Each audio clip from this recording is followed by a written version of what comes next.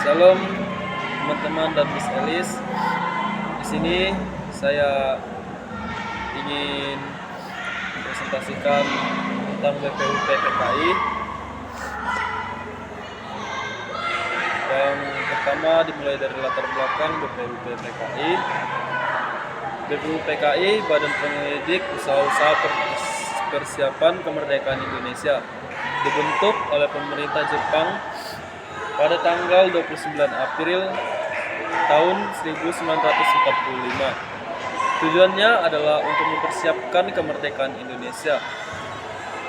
Dan karena Jepang ingin menarik simpati rakyat Indonesia di tengah kekalahannya dalam Perang Dunia II.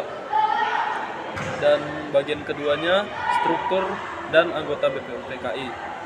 Ketuanya DRKRT Ratsiman Wedi Odiningrat.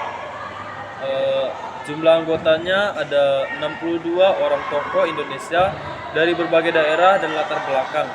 Ditambah beberapa anggota perwakilan dari Jepang sebagai pengawas.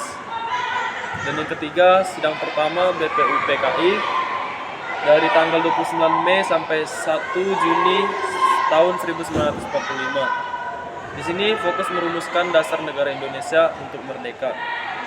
Dan tokoh penting dan gagasannya adalah Muhammad Yamin.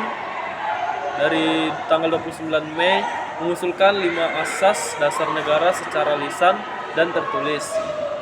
Dan setelah itu Soepomo tanggal 31 Mei menyampaikan pemikiran tentang negara integralistik, dan Soekarno tanggal 1 Juni menyampaikan 5 sila dasar negara yang ia sebut sebagai Pancasila. Dan yang keempat, Panitia 9 dan Piagam Jakarta. Setelah sidang pertama, dibentuk Panitia 9 untuk menyempurnakan rumusan dasar negara. Dan hasil Piagam Jakarta dari tanggal 22 Juni tahun 1945 yang memuat pembukaan UUD yang berupa rancangan Pancasila dengan sila pertama berbunyi ketuhanan dengan kewajiban menjalankan syariat Islam bagi pemeluk-pemeluknya. Dan yang kelima, sidang kedua BPUP PKI tanggal 10 sampai 16 Juli tahun 1945. Di sini fokus membahas bentuk negara, wilayah, kewarganegaraan, dan undang-undang dasar. Terus setelah itu keputusannya yaitu negara Indonesia terbentuk republik, menjadi republik. Setelah itu wilayah mencakup bekas Hindia Belanda dan merancang undang-undang yang kemudian menjadi dasar Undang-Undang Dasar 1945.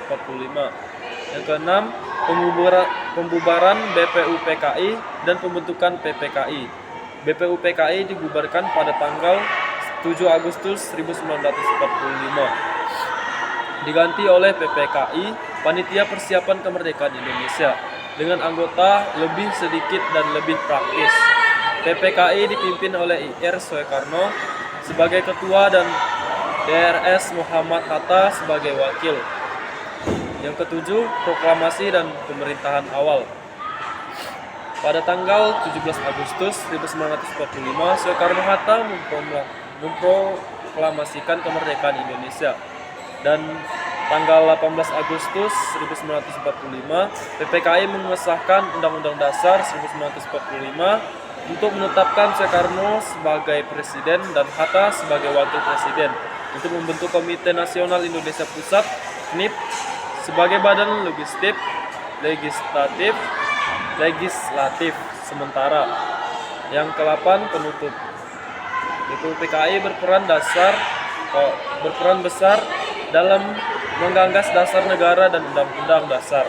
Proses ini menunjukkan bahwa kemerdekaan Indonesia dirancang secara matang oleh para tokoh bangsa. BPUP PKI menjadi tonggak penting dalam lahirnya Republik Indonesia yang merdeka. Sekian dari saya. Terima kasih teman-teman dan salam.